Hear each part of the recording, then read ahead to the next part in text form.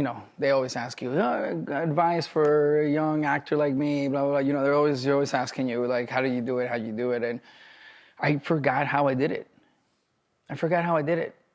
And when I went back to relive those moments, there was a lot of stuff that was coming up. Mm-hmm.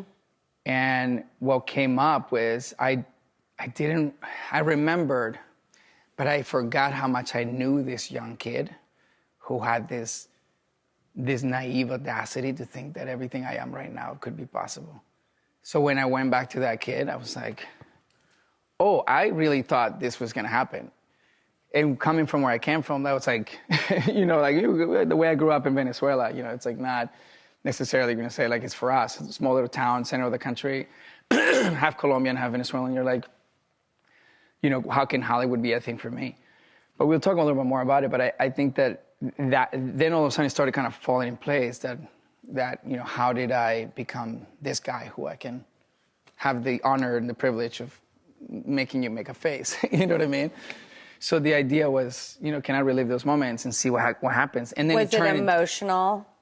It was emotional. It was definitely emotional. And I think the most emotional part, I think perhaps was just kind of, you know, tapping back into that young boy, and how everything around me kind of told me that I really could, no matter how much it told me I couldn't.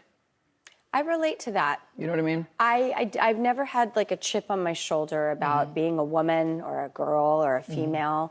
I've never had sort of going into rooms and pitching ideas or trying to make things happen. I always felt like, do you know who Pippi Longstocking is? Mm-hmm. Okay, I was obsessed with her when I was a kid, and she was a girl, but she just had this attitude that was so capable and can do that somehow it made me believe that if I just projected it that way, and I wasn't asking for permission or begging, and I'm so humble, I assume nothing, I'm convinced everything's going away at a moment's notice. That's how uncertain I am of things, and I will remain that in my humility for the rest of my life. That is who I am, it's who I have been, it's who I will remain.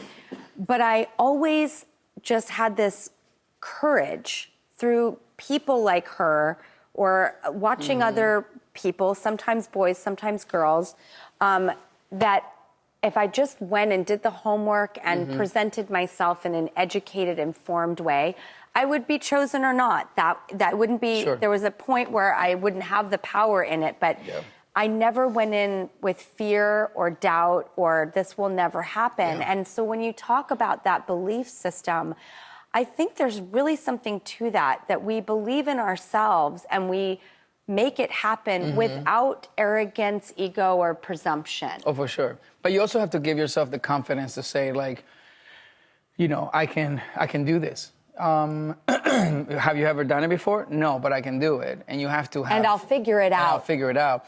And, you know, I would say that from the generation that we came up as actors, and you know, I would say that you could probably relate to the fact that many times you were the only woman in the room. I was a lot of the time. And I was the only brown guy in the room. So you were the one woman in the movie, or I was the one brown guy in the show, right? So when you think about then having this delusional audacity to not see it, it's insane, because now we're reminded how the odds, right? Like right now there's this ongoing conversation about, you know, remember how hard it was, you know, and remember how few opportunities and how stereotypical things, when you look back, could have been a horror story if you actually were aware of that back then. But you have to not think yourself as the only brown person in the room or the only woman in the room in order to actually achieve what you have, right? If we believe in our capacities, we do set a tone for people where we can take away the doubt. That's right. Because our capabilities and our own confidence can show a calmness and provide a calmness of, no, we've got this. And you're really making me rethink things, but also just think about things.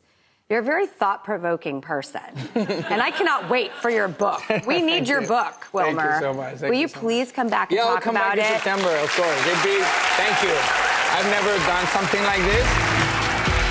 We will be right back.